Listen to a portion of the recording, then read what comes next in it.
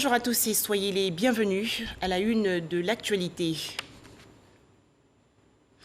La reprise aujourd'hui des discussions politiques en Côte d'Ivoire. Le Premier ministre Ahmed Bakayoko échange avec les partis d'opposition et les représentants de la société civile. Les entretiens se déroulent à la primature dans la commune du Plateau. Dans ce journal, les explications du chef du gouvernement ivoirien. Toujours en Côte d'Ivoire, des messages pour sensibiliser les élèves au civisme et à la citoyenneté. Des députés et leaders de la société civile ont rencontré plus de 10 000 jeunes. Une initiative conjointe du réseau pour la promotion du civisme et de l'organisation des jeunes du Conseil de l'Entente. Enfin, nous irons également à la découverte des fabricants de sandales à Daloa, dans le centre-ouest du pays. Voilà donc pour le sommaire. Nous sommes le lundi 21 décembre 2020. Le dialogue politique reprend donc aujourd'hui en Côte d'Ivoire. Le Premier ministre Ahmed Bakayoko échange avec les partis d'opposition et les représentants de la société civile. Les entretiens se déroulent à la primature dans la commune du Plateau. Nous allons revenir sur ce sujet. Actualité nationale, plus de 10 000 élèves sensibilisés récemment au civisme et à la citoyenneté. Les messages ont été diffusés par des députés et des leaders de la société civile. C'est une initiative conjointe du réseau pour la promotion du civisme en Côte d'Ivoire et de l'organisation des jeunes du Conseil de l'Entente. Éric Goré. 10 000 élèves sensibilisés à travers tout le pays. Cette campagne de sensibilisation qui est partie du centre de la Côte d'Ivoire en passant par le sud, l'est et le nord a connu son apothéose dans la cité des Antilopes, au centre-ouest de la Côte d'Ivoire. En première ligne de cette sensibilisation, des parlementaires ivoiriens, appuyés dans cette tâche par les leaders de la société civile, issus du réseau pour la promotion du civisme en Côte d'Ivoire et également des jeunes de l'organisation du Conseil de l'Entente. L'objectif est clair, emmener les élèves ivoiriens à privilégier leurs études et à abandonner définitivement les actes de violence. Arrêter des cours une semaine avant, des élèves aujourd'hui qui frappent leurs enseignants, qui insultent leurs enseignants, il y a un problème. Si nous utilisons la violence pour régler des problèmes, on ne peut pas régler de problème. C'est pour cette raison que je dis qu'au-delà de tout ce qui arrive, chacun a sa part de responsabilité. Il faut être discipliné pour avoir du travail. S'il y a du travail, la violence, ça baisse. Il faut respecter les règles que nous sommes fixées. Il faut s'aimer, respecter les règles.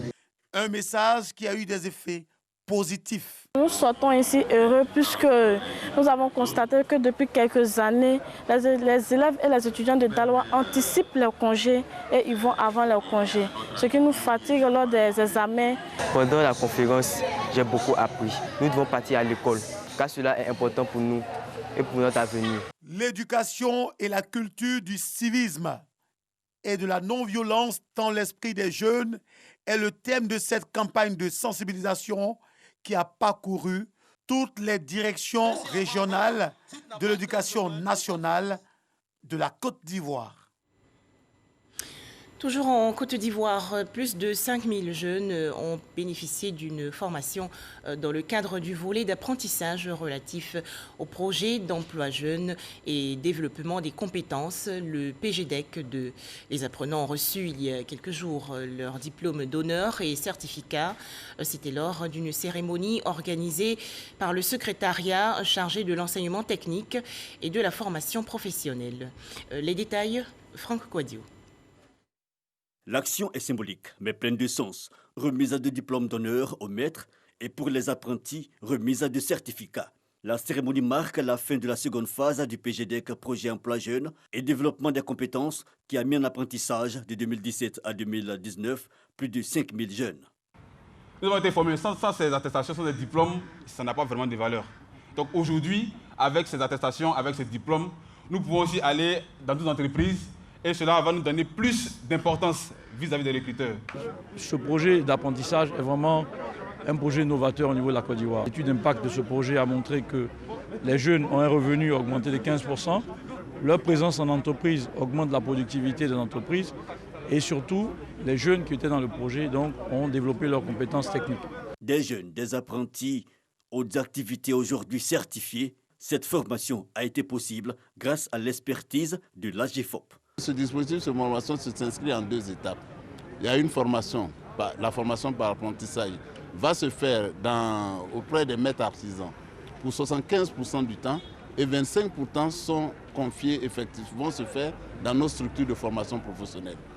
Mais pour chacune de ces formations, il faut décliner d'abord les compétences nécessaires et traduire ces compétences en actes de formation à travers des référentiels.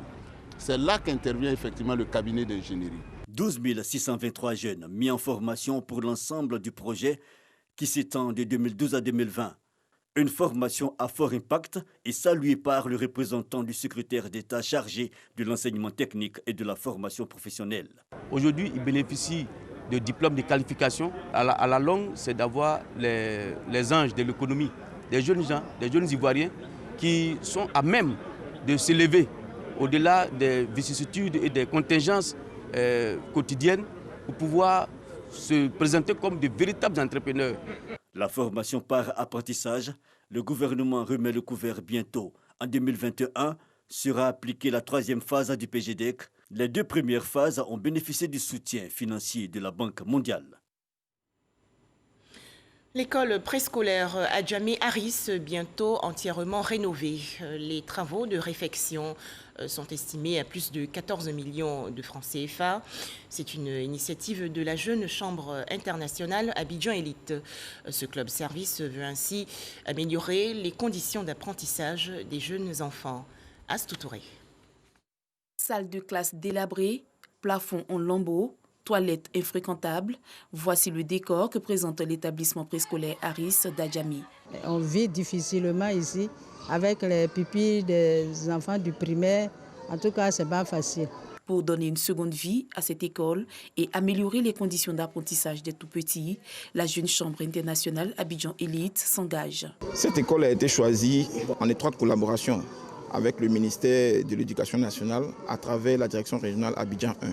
Il était important que nous revenions aux sources pour permettre à nos enfants d'évoluer dans un cadre d'apprentissage sain et convivial. Les travaux sont estimés à 14 millions, tout ce qui sera fait en termes d'aménagement des bâtiments, en termes d'aménagement d'espaces de jeu.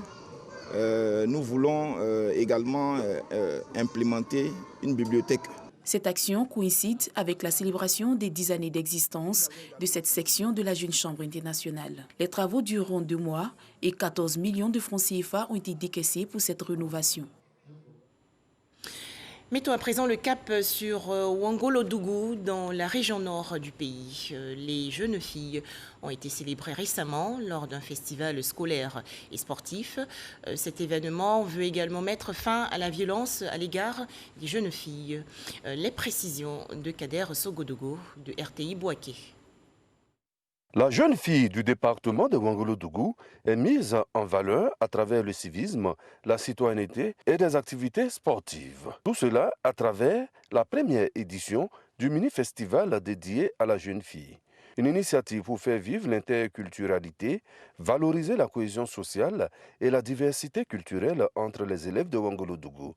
Thème de la première édition, l'autonomisation de la jeune fille et la lutte contre les violences faites à la jeune fille en milieu scolaire. Nous avons constaté depuis un certain moment, et c'est d'actualité même encore, que les femmes sont battues. La femme a sa place dans la société. L'homme travaille, c'est comme ça la femme aussi travaille.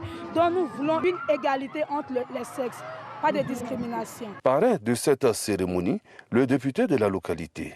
Il se félicite d'ailleurs de cette initiative qui consiste à mettre en valeur la jeune fille.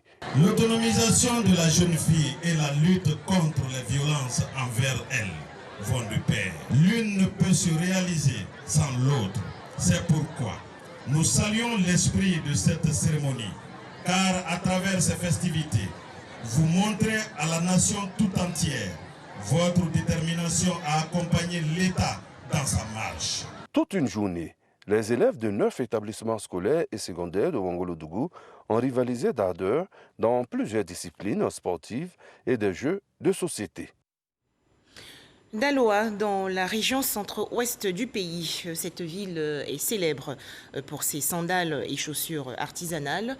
Ses accessoires de mode sont relax et existent en différents coloris. Dans le reportage qui va suivre, Jeanne Atoubé nous fait découvrir ce secteur d'activité. Daloa, chef-lieu de la région du Haut-Sassandra. L'activité économique dans cette ville chaleureuse est dynamique.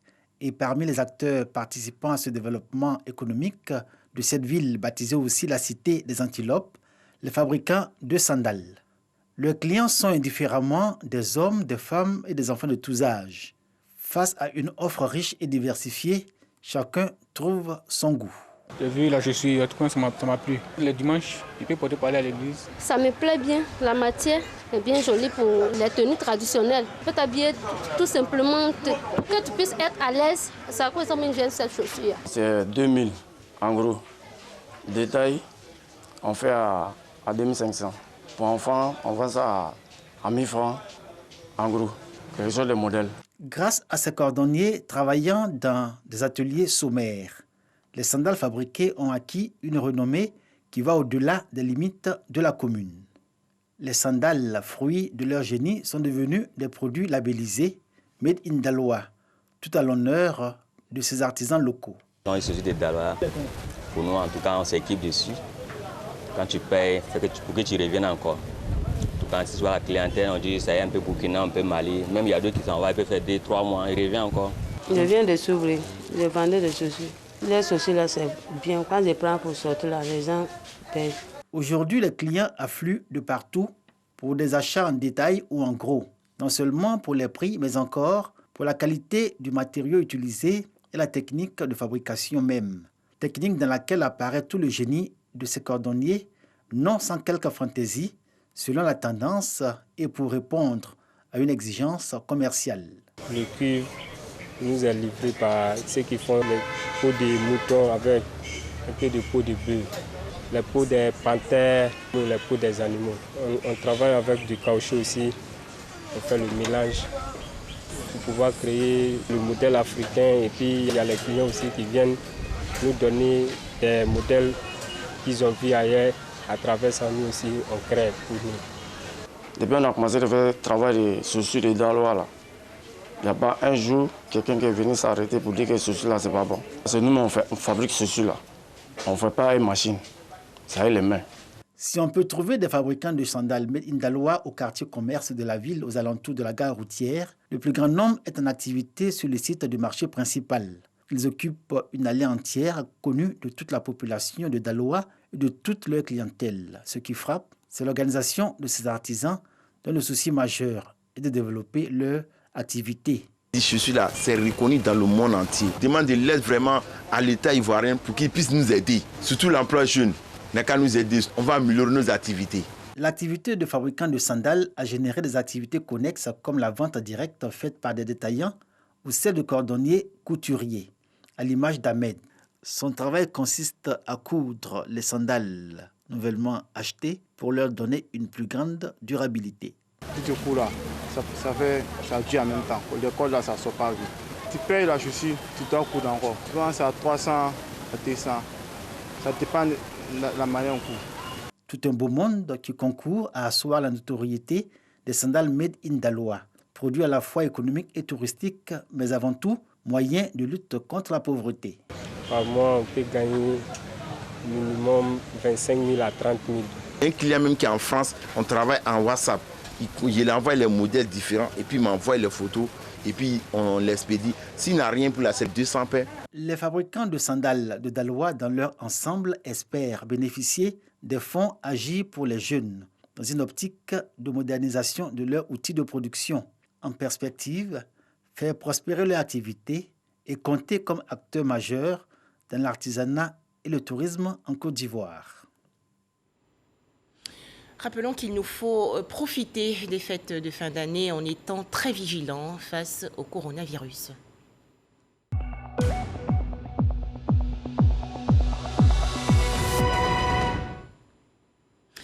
Le coronavirus toujours présent en Côte d'Ivoire. En effet, 28 nouveaux cas ont été enregistrés hier par le ministère de la Santé et de l'Hygiène publique. Le bilan ivoirien fait actuellement état de 21 918 cas confirmés de maladie à coronavirus, 21 478 personnes guéries, 133 décès et 306 cas actifs. Le Royaume-Uni, lui, connaît une situation plus difficile. En effet, une nouvelle forme de coronavirus se propage actuellement dans le pays à une vitesse folle.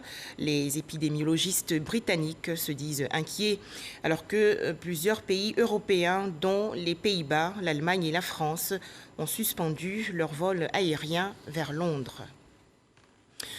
Retour en Côte d'Ivoire avec le lancement de la deuxième édition de la Semaine nationale de lutte contre la résistance aux antimicrobiens. Cette campagne menée par le groupe multisectoriel de coordination de lutte vise à informer et sensibiliser les populations aux bonnes pratiques de l'utilisation des antibiotiques dans le traitement, bien sûr, des pathologies. Les explications de Godefroy Okambawa. Des études récentes présentées par l'OMS révèlent que 72% des patients hospitalisés à cause de la COVID-19 ont reçu des antimicrobiens, mais que seulement 8% de ces patients présentaient une forme d'infection pouvant être traitée. Une résistance aux antimicrobiens qui constitue une menace pour la sécurité sanitaire, et c'est ce qui justifie le lancement de la Semaine nationale de lutte contre la résistance aux antimicrobiens. Il y a des maladies comme la tuberculose, par exemple, où en temps normal, on donne 4 molécules différentes. Mais lorsque vous avez une tuberculose ultra résistante, c'est 4 familles d'antibiotiques qui ne marchent pas. Et donc, on se trouve devant une situation de ne pas pouvoir traiter le patient. Et c'est ça qui est la gravité.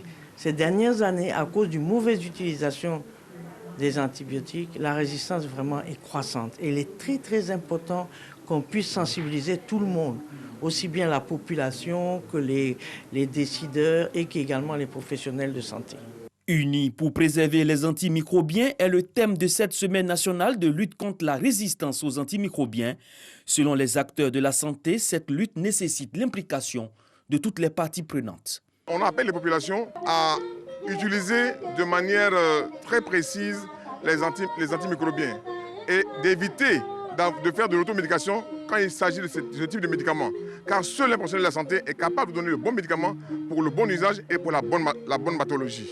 La Côte d'Ivoire fait partie des 10 pays africains qui ont établi des systèmes nationaux de surveillance de la consommation des antimicrobiens et des 3 pays qui ont mis à jour leur liste de médicaments essentiels pour usage. Bientôt un centre de santé pour le village de Bromacoté, dans le nord-est du pays. Cet établissement sanitaire est un don du roi de Bouna. Objectif, améliorer la santé des populations. Mamadou Kouassi. Plus que quelques semaines pour voir sortir de terre un centre de santé moderne pour le village de Bromacoté, une localité de la sous-préfecture de Bouna. Cette infrastructure vient répondre aux besoins des populations, en majorité lobby. L'initiateur de ce projet, Sa Majesté Nagueglima, 31e roi du Bouna. Ce geste de la royauté à l'endroit de nos populations revêt 2 symboles, à savoir, d'une part, améliorer les conditions de vie et de soins des populations qui vivent dans le royaume, et d'autre part, inviter les filles et fils de la région à prôner le dialogue, la cohésion et le vivre ensemble, gage de tout développement. Et je voulais vous demander de continuer sur cette lancée, car rien ne peut être réalisé s'il n'y a pas la cohésion sociale, s'il n'y a pas l'entente, s'il n'y a pas l'ordre public. Les populations bénéficiaires ont traduit leur reconnaissance à Sa Majesté Nagueglima pour cette volonté de promotion du vivre ensemble. Pour ces populations, ce centre de santé vient mettre fin au transport des femmes enceintes et autres malades par les tricycles. Le centre de santé est très bienvenu pour nos femmes, nos mamans, pour les consultations prénatales d'abord, parce qu'une grossesse doit être suivie jusqu'à l'accouchement. Et puis aussi pour l'accouchement, même pour nos enfants malades ici. Nous, à notre tour, ce qu'on lui doit, c'est de fréquenter massivement ce centre de santé qu'on vient de nous offrir. Le coût des travaux est estimé à plus de 45 millions de francs CFA. Ces travaux vont durer 6 mois. Un tout autre sujet à présent. Le ministère de l'Équipement et de l'Entretien routier a désormais une cellule genre. Objectif, réduire les inégalités sociales entre les hommes et les femmes. Les membres de cette structure ont été officiellement installés lors d'une cérémonie dans la commune du Plateau. Sephora Zegui. Le concept du genre, ce n'est pas la femme. Le genre, c'est l'équité, l'égalité, la justice et l'inclusion sociale. C'est ce qu'a expliqué Florence Tano, la directrice du genre et de l'équité, lors de l'installation de la toute nouvelle cellule genre du ministère de l'Équipement et de l'Entretien routier. Installer les cellules genre, c'est faire prendre en compte les besoins sexuels spécifiques des hommes et des femmes de l'État de Côte d'Ivoire. Si notre gouvernement prend en compte les questions de genre, ça va impacter toute la société. La mission essentielle de ces points focaux, veiller à l'intégration de l'approche genre et développement dans les politiques, programmes et projets du ministère de l'Équipement et de l'Entretien routier. Nous allons avoir des séances de travail, créer une activité autour pour pouvoir sensibiliser les décideurs à comprendre. Le ministère de la Femme, de la Famille et de l'Enfant se félicite de l'avancée réalisée par ce ministère. La mise en place de la cellule genre va permettre de former, d'informer les acteurs, des agents de votre ministère, afin qu'ils et elles s'approprient des normes porteuses de changements véritables, en vue de faciliter la participation effective des hommes et femmes au service du développement durable. Amédée Kofi Kwaku, le ministre de l'Équipement et de l'Entretien routier, se dit engagé à veiller à ce que les femmes jouissent pleinement de tous leurs droits. Cette problématique du genre, nous allons, chaque fois que nous menons des politiques, nous en tenons compte parce que c'est la vision du chef de l'État. En plus du matériel de travail, une attestation et un guide pour comprendre le fonctionnement de cette cellule genre leur a été remis par la directrice du genre et de l'équité. Des réjouissances le 11 décembre dernier à l'Institut national supérieur des arts et de l'action culturelle. En effet, l'INSAC a lancé officiellement sa rentrée académique et artistique 2020-2021. Thème retenu, santé et création artistique. Le point avec Jean Djadji. Pensionnaires des écoles de théâtre, de danse, de musique et des beaux-arts. Tous réunis pour célébrer la rentrée artistique 2020-2021 de l'Institut national supérieur des arts et de l'action culturelle, INSAC. Une journée placée sous le signe de la santé des artistes et de la lutte contre la Covid-19. Nous sommes venus sceller notre partenariat parce que l'INSAC regorge de talents qui peuvent servir à la nouvelle PSP et vice-versa.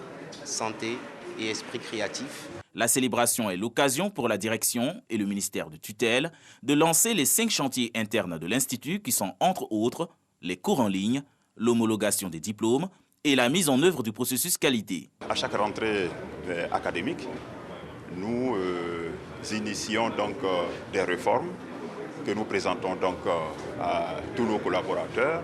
Nous nous sommes posé la question de savoir que devient un artiste dans une situation de crise sanitaire mondiale. Donc l'artiste a besoin d'un environnement paisible, d'un environnement sain pour la création, parce que la création exige à la fois que l'artiste soit en bonne santé.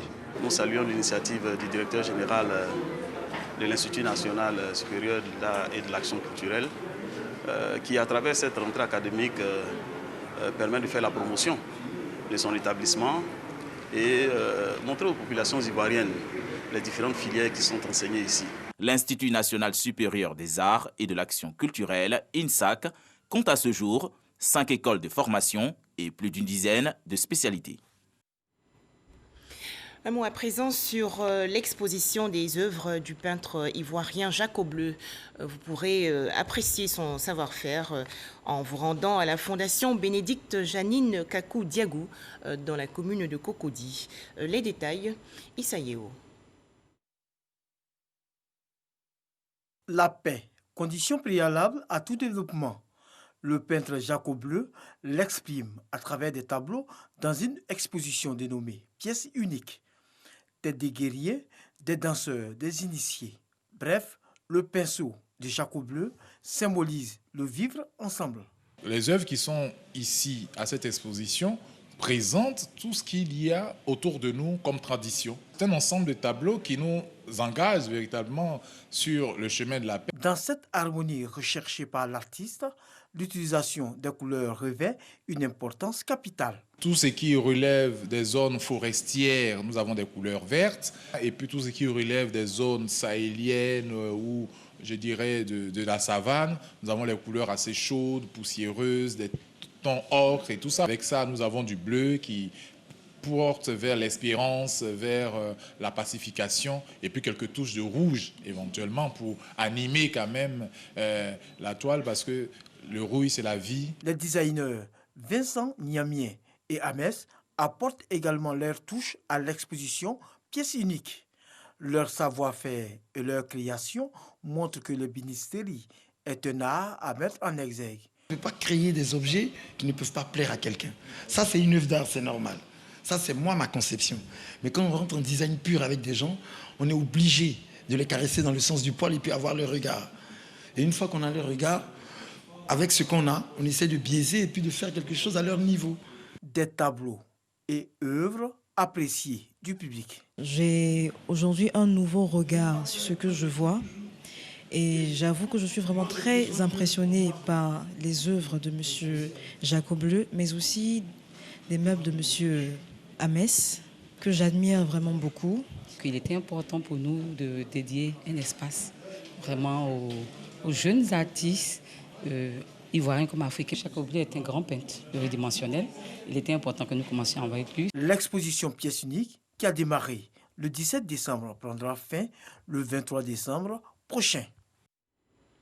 Voilà, je vous l'annonçais dans les titres, reprises donc aujourd'hui des discussions entre le gouvernement ivoirien, les partis d'opposition et les représentants de la société civile. Alors, que doit-on retenir de ce tout premier round? Écoutons le Premier ministre Ahmed Bakayoko. Je voudrais vous dire que notre état d'esprit, en venant à cette rencontre, est de pouvoir nous parler franchement pour faire avancer notre pays dans la paix. Bien heureusement, toutes les personnalités ici présentes ou représentées se connaissent dans ce pays. Il y a des liens de famille, des liens d'amitié, des liens de fraternité entre les uns et les autres. Il y a eu même des liens politiques, des liens d'alliance politique ou de désalliance politique. Nous nous connaissons tous. Nous avons en commun notre pays. Parlons-nous franchement, sans défiance, sans arrière-calcul, pour la paix, pour faire avancer notre pays.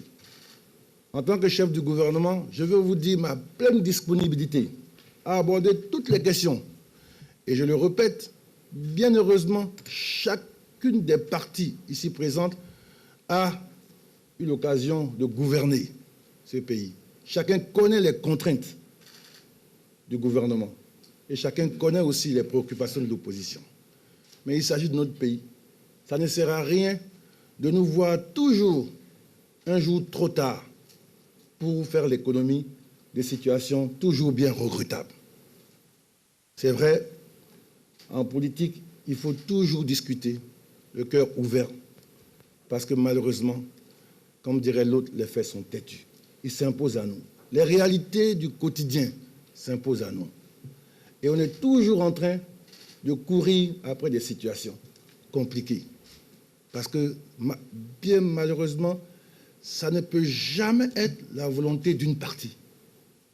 Ça ne peut pas être, parce que moi je souhaite ça, que tout le monde doit s'aligner. Donc moi je vous invite, à l'occasion de ce débat, nous puissions nous élever et faire la preuve que nous regardons notre pays, nos populations, nos militants qui souffrent à chaque fois qu'il y a des crises, que nous regardons l'intérêt supérieur de la nation. Le gouvernement fera tout ce qui est dans son possible pour faire avancer les choses. Voilà qui met un point final à cette édition. Merci d'avoir été avec nous.